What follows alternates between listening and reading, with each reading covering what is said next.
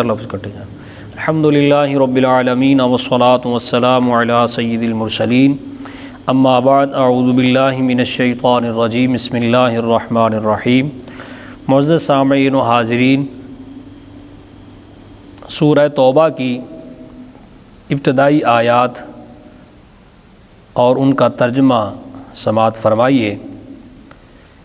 ان آیات میں معاہدہ توڑنے والے مشرکوں سے متعلق چند احکام بیان کیے گئے ہیں۔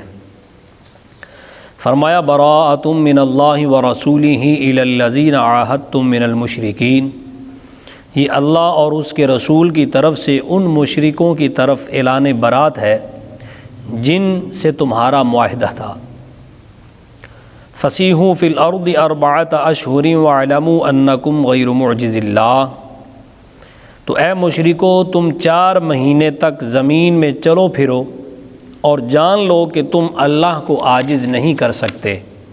وَأَنَّ اللَّهَ مُخْزِي الْكَافِرِينَ، اور یہ کہ اللہ کافروں کو ذلیل و رسوا کرنے والا ہے۔ وَأَذَانٌ مِّنَ اللَّهِ وَرَسُولِهِ إِلَى النَّاسِ يَوْمَ الْحَجِّ الْأَكْبَرِ أَنَّ اللَّهَ بَرِيءٌ مِّنَ الْمُشْرِكِينَ وَرَسُولُهُ، اور یہ اللہ اور اس کے رسول کی طرف سے تمام لوگوں کی طرف بڑے حج کے دن اعلان ہے کہ اللہ مشرکوں سے بری ہے اور اس کا رسول بھی۔ فَإِن تُبْتُمْ فَهُوَ خَيْرٌ لَكُمْ وَإِن تَوَلَّيْتُمْ فَاعْلَمُوا أَنَّكُمْ غَيْرُ مُعْجِزِ اللَّهِ، تو اگر تم توبہ کرو تو تمہارے لیے بہتر ہے، اور اگر تم منہ پھیر لو تو جان لو تم اللہ کو عاجز نہیں کر سکتے۔ وَبَشِّرِ الَّذِينَ كَفَرُوا بِعَذَابٍ أَلِيمٍ، اور کافروں کو دردناک عذاب کی خوشخبری سنا دو۔ ان 3 آیات میں مشرکین سے برات کا اعلان کیا گیا ہے۔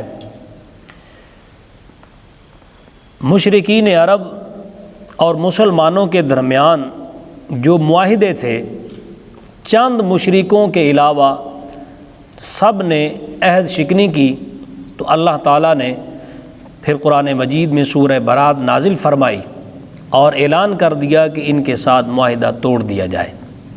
سورہ توبہ 9 ہجری فتح مکہ کے بعد نازل ہوئی۔ اس سال جناب نبی کریم صلی اللہ علیہ وآلہ وسلم نے حضرت ابوبکر صدیق کو حج کا امیر بنا کر بھیجا کہ جاؤ میرے صحابہ کو لے جاؤ اور جا کے وہاں حج پڑھو۔ حضرت ابوبکر صدیق رضی اللہ تعالیٰ عنہ صحابہ کو لے کر مکہ کی طرف روانہ ہوئے، تو پیچھے سے جناب رسول کائنات صلی اللہ علیہ وآلہ وسلم نے حضرت مولا علی کو سورہ توبہ دے کر بھیجا۔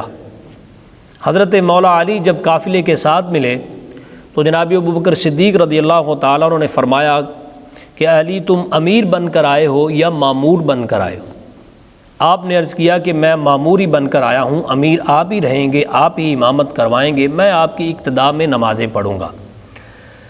تو پھر 10 ذو الحجہ کو جمرہ عقبہ پر کھڑے ہو کر حضرت مولا علی شیر خدا رضی اللہ تعالیٰ عنہ نے یہ آواز دی، یا ایھا الناس، لوگو آؤ۔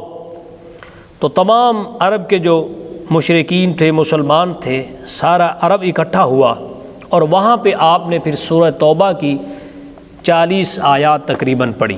مفسرین فرماتے ہیں 30 سے 40 آیات آپ نے وہاں تلاوت فرمائیں، اور آپ نے فرمایا کہ میں رسول اللہ صلی اللہ تعالیٰ علیہ وآلہ وسلم کی طرف سے بھیجا گیا ہوں، اور آپ کی طرف سے 4 حکم لے کر آیا ہوں۔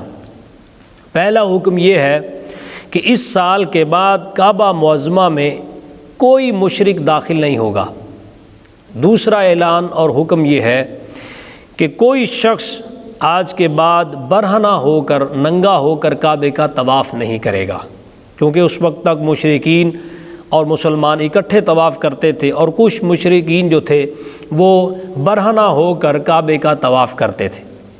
تو یہ دوسرا حکم کہ آج کے بعد کوئی شخص برہنہ ہو کر کعبے کا طواف نہیں کرے گا۔ اور تیسرا، مشرکین عرب کا یہ عقیدہ تھا اور یہ وہ سمجھتے تھے کہ ہم بھی جنت میں جائیں گے، تو یہ حکم لے کر آپ نے فرمایا میں آیا ہوں کہ جنت میں صرف مومن ہی جائے گا۔ اور چوتھا حکم یہ ہے کہ جس کا نبی کائنات صلی اللہ علیہ وآلہ وسلم کے ساتھ عہد ہوا ہے وہ عہد اپنی مدت تک رہے گا، اور جس کی مدت معین نہیں ہوئی اس کی میعاد 4 ماہ تک ہے۔ اس صورت کے ابتدا میں ہی اور اس کے پس منظر میں اور حضرت مولا علی شیر خدا رضی اللہ تعالیٰ عنہ آپ جب پیچھے آئے اور حج کے دوران اس آیت کو اس صورت کو اس کی آیات کو تلاوت کیا تو اس کے اندر حضرت ابو بکر صدیق رضی اللہ تعالیٰ عنہ کی خلافت کی طرف ایک لطیف اشارہ ہے کہ آپ دیکھیں کہ حضور سرور کائنات صلی اللہ علیہ وسلم نے سورہ برات دے کر بھیجا، لیکن امیر نہیں بنایا، فرمایا امیر میں نے ابو بکر کو بنایا ہے، تم نے جا کے پیچھے ہی نماز پڑھنی ہے، حج بھی ان کی اقتداء میں پڑھنا ہے، اور صرف میرا یہ پیغام تم نے عرب کے لوگوں کو سنانا ہے۔ اور حضرت مولا علی شیر خدا رضی اللہ تعالیٰ عنہ خود بھی فرمایا کرتے تھے کہ جس وقت رسول کائنات صلی اللہ علیہ وآلہ وسلم نے حضرت ابو بکر صدیق کو مصلی امامت پر کھڑا کیا اس وقت میں بھی موجود تھا اور میں تندرست تھا، بیمار بھی نہیں تھا، اور رسول کائنات صلی اللہ تعالیٰ علیہ وآلہ وسلم نے میری موجودگی کے باوجود حضرت ابو بکر کو مصلی امامت پر کھڑا کیا۔ تو آپ فرمایا کرتے تھے کہ جب نبی پاک صلی اللہ علیہ وآلہ وسلم نے حضرت ابو بکر کو ہمارے دین کے لیے پسند کیا تو ہم نے پھر ابو بکر کو اپنی دنیا کے لیے پسند کر لیا۔ تو یہ آپ کی خلافت کی طرف بہترین اور لطیف اشارہ ہے۔ اللہ تعالیٰ ہم سب کو قرآن مجید کا نور نصیب فرمائے، آمین بجاہ النبی الامین۔